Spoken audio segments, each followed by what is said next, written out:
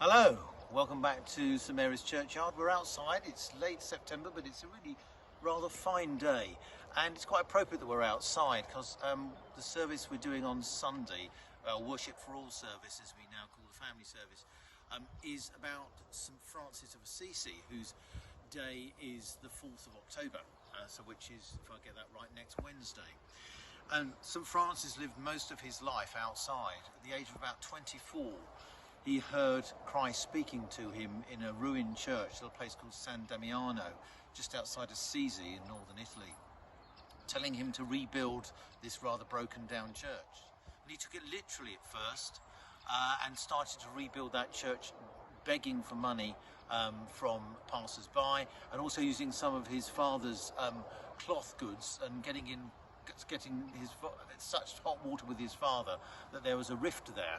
And the famous story goes that he renounced his property. He was a young man from a rich family there, and not only gave back everything that he had of his father's, but took off all his clothes, which had been made with his father's cloths, and gave them to him. The local bishop, who later became the Pope, clothed him in some rough clothes, those brown habits that we associate with St Francis, and his life began.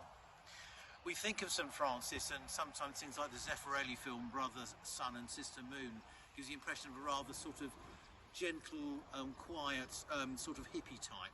But actually, as one modern writer puts it, he could be quite a terrifying figure because he was so uncompromising in what he did.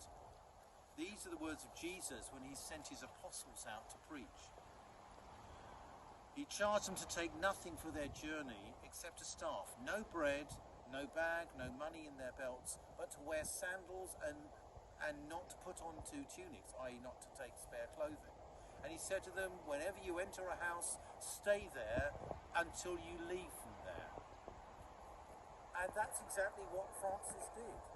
He went out with nothing except a staff, sometimes not even that, and begged his way as he preached the gospel of Christ around Italy.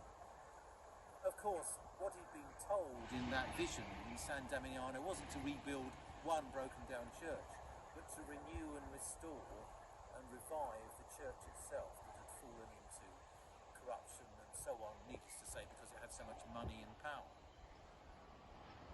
And he could be quite a terrifying figure. There's one story that says that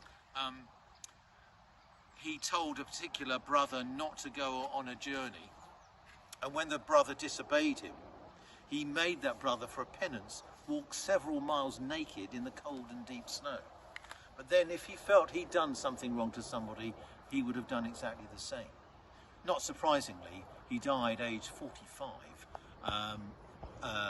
and was practically blind and in a great deal of pain by the time he died. But he remains a figure who is a visionary figure, and probably the closest saint we have to someone like Christ.